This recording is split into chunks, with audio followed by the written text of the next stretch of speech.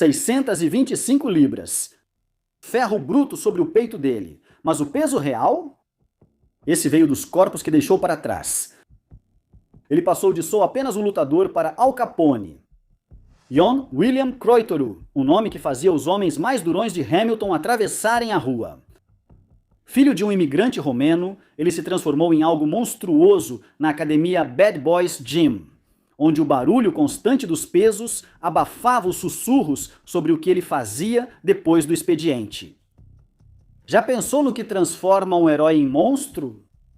Ele enfrentou Hulk Hogan na TV nacional. 7 anos depois, ele explodiu uma delegacia de polícia.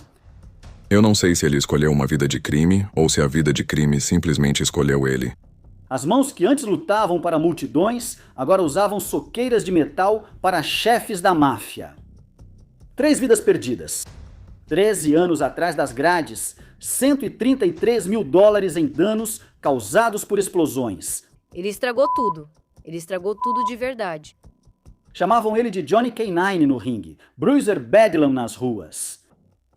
Ele podia rir tanto que parecia que ia desmaiar e de repente agarrar alguém pelo pescoço e você pensava que presenciaria um crime horrível. Um cara de 270 libras, uma força da natureza, que podia rir e logo depois estar com as mãos no seu pescoço. Acha que sabe como é o mal? Espere até conhecer o homem que de dia protegia estrelas de Hollywood e à noite planejava assassinatos. Esta não é só mais uma história de crime. É isso que acontece quando o vilão no ringue se transforma no monstro fora dele. Bem-vindo à sombria história de John Croitoru, onde as lutas eram encenadas, mas o sangue era sempre real. Você não é real, Noku. Essa é minha galera. Eu sou o verdadeiro. Você vai cair fracote, igual ao Macho Man.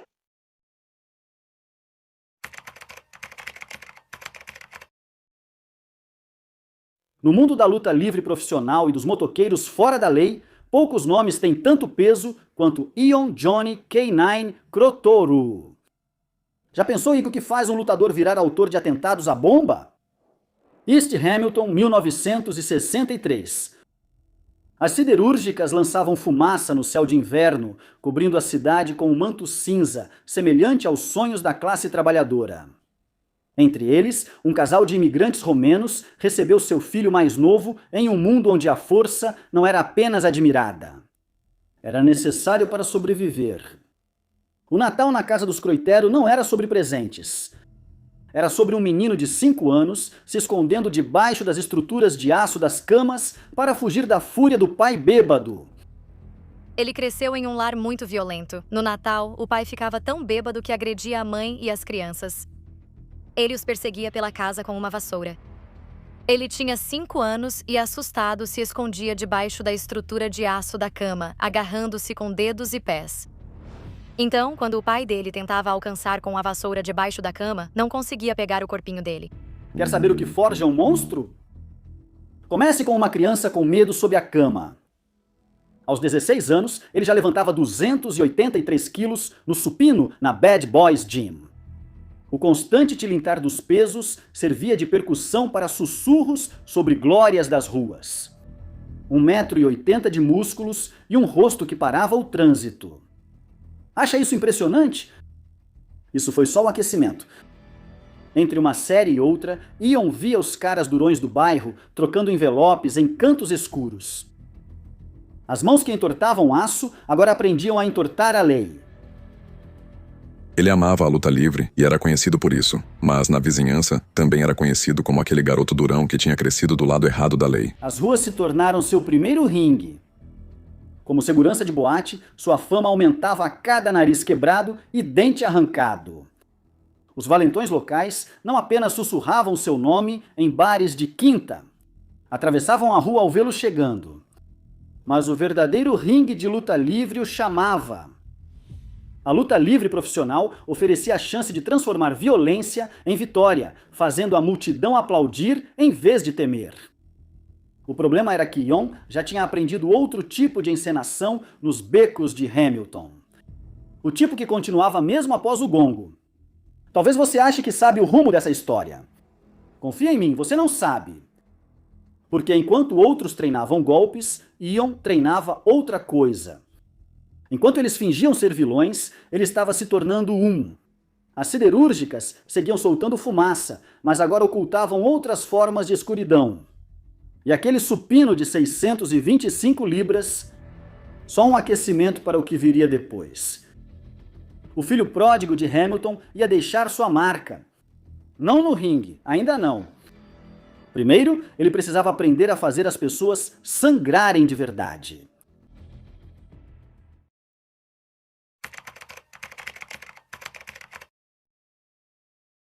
Ei, irmãos, cansados das besteiras e censura do YouTube, está na hora de se libertar. Por isso mudei para o Patreon, onde posso oferecer o conteúdo cru e sem censura que vocês querem. Junte-se à minha galera no Patreon e receba um pacote insano de benefícios. Acesso antecipado exclusivo a todos os vídeos dias antes do YouTube, com uma experiência de visualização 100%, sem anúncios. Discussões comunitárias sem censura e sem restrições. O dobro de conteúdo. 2 vídeos incríveis toda semana. Acesso VIP. Interaja comigo no Inside Scoop. Receba novidades exclusivas do mundo dos motociclistas que só verá aqui. Quer fazer parte da elite? Acesse o link do Patreon. Seu apoio não só nos mantém em movimento, ele alimenta uma revolução de conteúdo sem censura e sem restrições. Junte-se agora e desbloqueie um mundo de benefícios exclusivos. Sabe como nascem as lendas? Às vezes na glória, às vezes no banco de trás de uma viatura policial. Foi aí que Johnny K9 ganhou vida. Não foi em um ringue de luta livre, mas sim algemado, olhando para o K9 pintado na lateral da viatura policial. Essa é uma longa história. Eu trabalhava em um bar. Uma vez fui preso. Fui acusado de agressão a policial e me jogaram na parte de trás de uma viatura. Eu estava olhando. Vi o viatura da unidade canina chegando. Vi K9 e decidi. Esse será meu nome no ringue, pois sou um cachorro. 1984. Enquanto era segurança em um bar de Hamilton, Croitoro chamou a atenção de um lutador. Talento bruto foi como chamaram. Graça selvagem. Esse talento encontrou seu lugar na Stampede Wrestling, onde Bruce Hart viu algo no jovem Bruiser que o fez estremecer. Primeiro veio o nome, Orhan Turgeden, o terrível turco. Não pegou, mas Johnny K9... Esse caiu como uma luva, perfeito para a situação. Já viu um homem que ri com você e no instante seguinte põe as mãos no seu pescoço? Esse era o Johnny na World Wrestling Federation, um jobber respeitado. Johnny K9 era um desses, sabe? Olha, o termo ofende algumas pessoas. Não me ofende porque eu já fui jobber, certo? Eles são os que perdem na TV para as estrelas. Os golpes característicos dele contavam a história. Garra no estômago, uma demonstração brutal de força que deixava oponentes ofegantes. A cabeçada voadora, uma prova do seu total desprezo pela própria segurança. Diziam os comentaristas, como um animal ou cachorro. Ele sempre dizia pros caras, me acerta, eu não ligo. Eu quero sangue. Se não tiver sangue, então a gente vai fazer de novo. Tem que sair sangue. No fim dos anos 80, ele enfrentou lendas. Pedro Morales, Tito Santana, Paul Orndorff, até formou uma dupla com Barry O em 86. Mas o seu momento de glória? Enfrentando o próprio Hulk Hogan cara a cara na televisão nacional. Mas o sucesso na luta livre veio com um preço. A luta livre não lhe deu tanto assim, então ele se aventurou em outros negócios. Cobranças para gente com quem era melhor não ficar devendo. Os cheques da luta livre eram bons, mas o dinheiro sujo rendia mais. A família Gravel, que era uma família importante em Hamilton. Ele conhecia todas as famílias tradicionais do crime organizado. Pessoas que tinham dívidas davam uma porcentagem da dívida para alguém como Johnny K9 e ele lucrava com isso. E ele cobrava a dívida. Para Johnny, isso era bem mais fácil, principalmente pela aparência dele. Às vezes ele chegava com sangue nos sapatos e lavava as mãos. E essa era uma das maneiras que ele ganhava dinheiro. Depois de sair da WWF, surgiu uma oportunidade no Japão.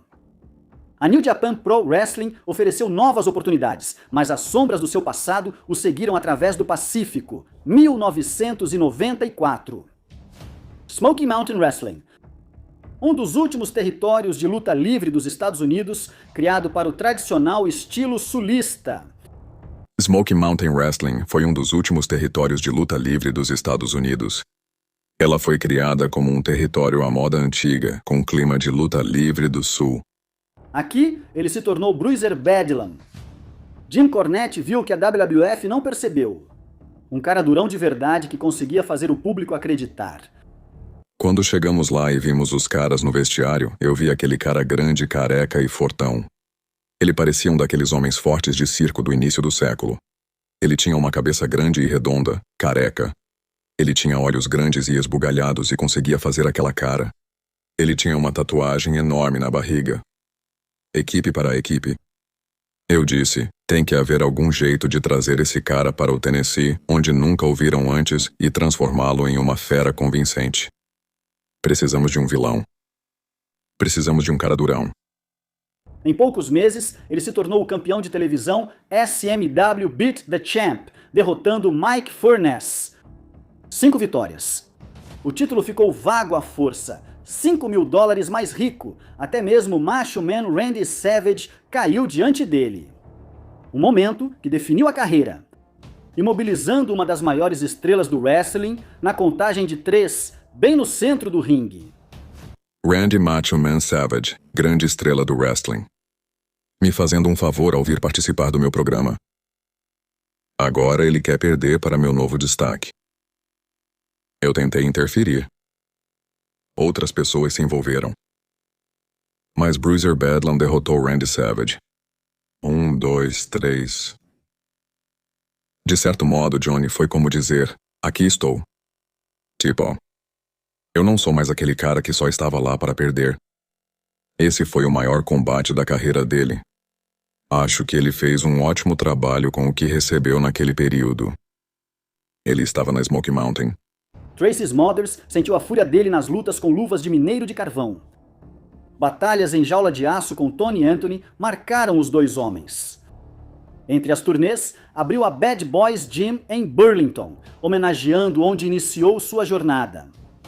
Lutas com taco de beisebol envolto em arame farpado na ICW contra Ian Rotten. A cena de Cambridge assistiu ele tirar o cinturão de Greg Valentine com soqueiras brilhando sob as luzes.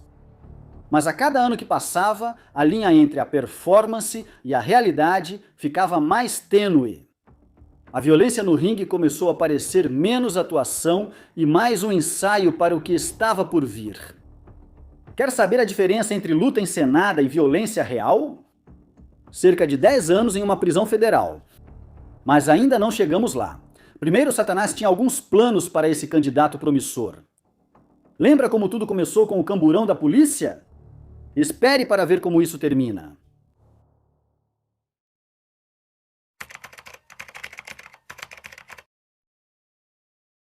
Já dançou com o diabo? Johnny K-9 não só dançou, ele virou coreógrafo. Em 1995, o dinheiro da luta livre já não era suficiente. O Satan's Choice, Motorcycle Club, enxergou algo naquela estrela decadente, mas não recrutava membros, apenas os selecionava. Acho que ofereceram a ele abrir um capítulo em Hamilton, e ele aceitou na hora. De candidato a presidente, Croitoro construiu uma rota de cocaína vinda dos Hells Angels de Montreal, que acabaria sendo sua ruína. O carisma que atraía o público da luta livre agora conquistava outro tipo de multidão. 20, 30 mil por 20 minutos de trabalho. Trabalho que deixava sangue nos sapatos. Quando se entra no mundo do crime das drogas, Johnny K-9 te protege? Você ganha mais dinheiro. As pessoas ficam com medo? Então era fácil para ele fazer 20, 30 mil em questão de 20 minutos. Sem brincadeira. A sede dele na rua Lockridge, 269, virou o novo ringue dele, a apenas 6 quarteirões dos rivais, os Outlaws. A mesa de sinuca, um presente de Fat Pat Musatano, uma bênção de mafioso que carregava seu próprio peso em ouro e sangue. O sargento detetive Len Isnori, da Unidade de Repressão a Motoqueiros fora da lei da Polícia Provincial de Ontário, testemunhou tudo. Com o tempo ele dizia, Dá para notar quem leva jeito para essa vida e quem não. K9 falava sobre qualquer coisa, especialmente sobre ele mesmo. Ele era simplesmente burro desse jeito. Mas sendo burro ou não, Croitoro era perigoso. A aliança dele com Michelle Dube, presidente do capítulo de Sudbury, do Satan's Choice, criou uma parceria assustadora. Até criminosos endurecidos falavam de Dube em sussurros. Johnny K9 formou uma relação com um membro do capítulo de Sudbury chamado Michael Dube. Dezembro de 1996. O Solid Gold Strip Club em Sudbury. Coletes não permitidos. Os seguranças ficaram firmes. Numa certa noite, eles decidiram: vamos ao Solid Gold. O Solid Gold era um local de entretenimento adulto. De repente, todos dobraram os coletes e os guardaram nas bolsas das motos. E Johnny K9 diz: o que vocês estão fazendo? Ele diz: bem, eu não posso usar os coletes. E é no Solid Gold, diz que não pode usar coletes. Johnny disse: como assim? Com isso vamos usar nossos coletes aqui dentro? Ele passou de sou só um lutador para ele é o Al Capone. Quando você tem a síndrome de Al Capone, acha que pode fazer qualquer coisa. Bem, no Solid Gold, a equipe disse: nós não podemos te servir. Aqui temos uma política de não permitir coletes e insígnias de motoclube e gostaríamos que vocês fossem embora. Os membros do Satan's Choice bateram o pé e disseram: não, nós não vamos embora. A polícia de Sudbury foi acionada e houve um confronto com o Satan's Choice, que recuou. Sabe o que o orgulho ferido faz com homens perigosos? Faz eles usarem dinamite. Um estacionamento do Tim Hortons, onde a rodovia 69 encontra a Avenida Notre Dame. Um pacote muda de mãos. Só mais uma ida para tomar café, certo? Errado. A bomba era para o clube de strip. Pelo menos é o que Johnny afirma. Mas em algum momento entre aquela reunião na cafeteria e a execução, os planos mudaram. Então decidiram bombardear o clube de strip. K9 e outro integrante do grupo de Hamilton se ofereceram para fornecer explosivos e bombas. Dubai tinha ideias maiores. Johnny desconhece a mudança nos planos e Michael Dubé decide que a bomba não irá para o Solid Gold. Ele decide enviar a bomba para a delegacia de Sudbury. Então eles foram e colocaram a bomba em um beco ao lado da sede da polícia. E ela abriu um buraco em uma parede de tijolos. 15 de dezembro de 1996. A delegacia de polícia de Sudbury explodiu. Um policial ficou ferido. As janelas se estilhaçaram por vários quarteirões. A unidade de resposta a emergências da Polícia Regional de Hamilton Wentworth invadiu a sede do Satan's Choice na Lottridge. O presidente do Street Club, Johnny K9, está em liberdade sob fiança pelas acusações do atentado à delegacia de Sunbury, em dezembro de 1996. $133 mil em danos. Na escuta policial, o choque de Johnny foi real. Como assim a delegacia de polícia? Era para ser o Solid Gold. Basicamente fazem uma ligação para Johnny. Outro membro liga e avisa: a delegacia foi bombardeada em Sudbury. Nesta conversa, percebe-se que Johnny está confuso. Acho que ele não sabia que tinha sido manipulado até a queda. Tarde demais, irmão. Tarde demais. A lei apertou o cerco. Em 1997, precisaram explodir um buraco na parede do clube para entrar. Johnny havia transformado o lugar em uma fortaleza contra invasões. Um policial da equipe especializada em crimes de motoqueiros sabia exatamente como pressioná-lo. Com as escutas telefônicas e a declaração de Johnny, Dubé foi condenado como mentor. Isso já está entrando em 1997. Muitos membros em Hamilton respondem por acusações de narcóticos, extorsão, cobrança de dinheiro e ainda pelo atentado à bomba. Agora, quando fomos até a sede de Hamilton, eles fizeram de tudo para impedir nossa entrada. Tudo isso foi ideia do Johnny, que colocou barreiras nas portas para impedir que as arrombássemos. Precisamos abrir um buraco na parede com explosivos para entrar no prédio. Nesse caso, Johnny K9 foi interrogado por um policial da equipe especializada em crimes de motoqueiros que sabia pressioná-lo até ele acusar alguém. Com as escutas telefônicas e a declaração de Johnny K9 às autoridades, Michael Dube é implicado como o mentor por trás do atentado à delegacia de polícia. e Johnny sai sob fiança. Johnny pegou 33 meses. O Satan's Choice descobriu o que ele fez. Uma das regras deles: não se faz declarações à polícia.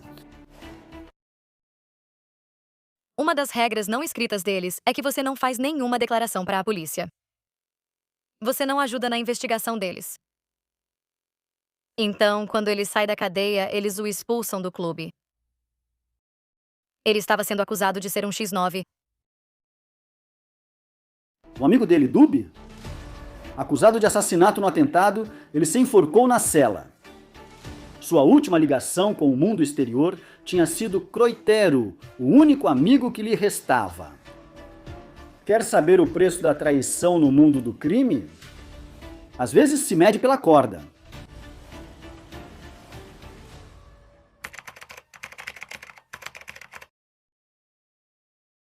Como um homem pode fugir de suas sombras quando elas são projetadas pelos holofotes da polícia?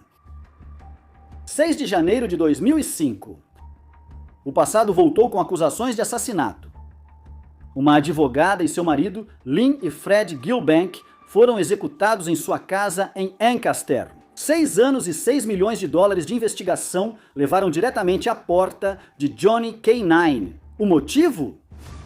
Lynn ajudou 2 traficantes a sumirem no programa de proteção a testemunhas após revelarem segredos da família Gravely. 7 meses atrás das grades com uma fiança de $100 mil, enquanto frequentava o tribunal, ele fazia reformas em casas até os bancos fecharem a torneira, depois trabalhou com carros usados. A promotoria dependia de um especialista britânico em leitura labial. Pagaram $20 mil para decifrar as imagens das câmeras de vigilância. Perfeito, até que vieram à tona seus segredos. Condenação por perjúrio e testes provando que ela mal lia metade das palavras ditas a ela. O caso caiu, mas a liberdade trouxe fantasmas. Vancouver chamou em 2007. Montanhas alcançando o céu, oceano se estendendo até o amanhã. Trabalhando na segurança da Lionsgate Entertainment, protegendo Jack Nicholson e Cyndi Lauper em vez de defender território. Conseguiu papéis em Oklahoma Smugglers e Reaper.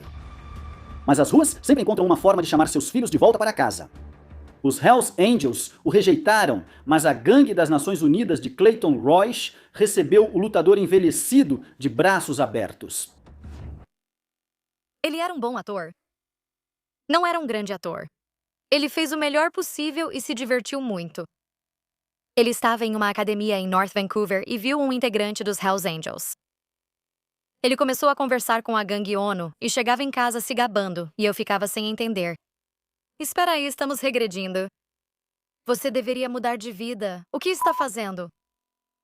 Um último serviço foi o que disseram. Um último golpe.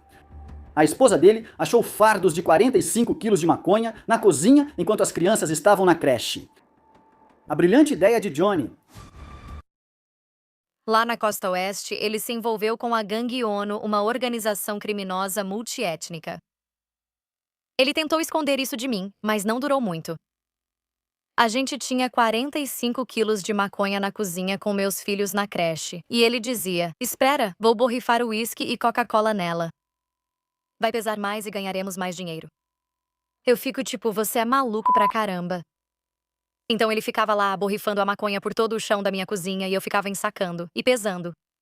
Ele chegava em casa com 20, 30 mil só empilhando grana. E eu dizia, John, você está fazendo a mesma coisa que fazia em Hamilton. 9 de maio de 2008, rodovia Kingsway. Um Porsche Cayenne idêntico ao do Jonathan Bacon. Carro errado, cara errado. Dia ruim para Jonathan Barber, instalador de som automotivo. Jonathan Barber morreu na chuva de balas. A namorada dele ficou ferida. Outra vida inocente foi tirada porque Johnny K9 não conseguiu deixar o crime para trás. A polícia afirma que estes são os membros da gangue ONU e os investigadores querem todos presos. Durante as disputas entre essas duas gangues de BC, John foi preso pela polícia por ligação com um assassinato. Em maio de 2009, a justiça o alcançou. Acusações de conspiração para matar os irmãos Bacon. Sua esposa grávida viu quando o levaram. Em 2009, ele foi acusado de assassinato em primeiro grau. Eu estava grávida de 9 meses quando ele foi preso. E naquele dia em que ele foi detido, eu não sabia na hora. Mas aquele foi seu último dia de liberdade.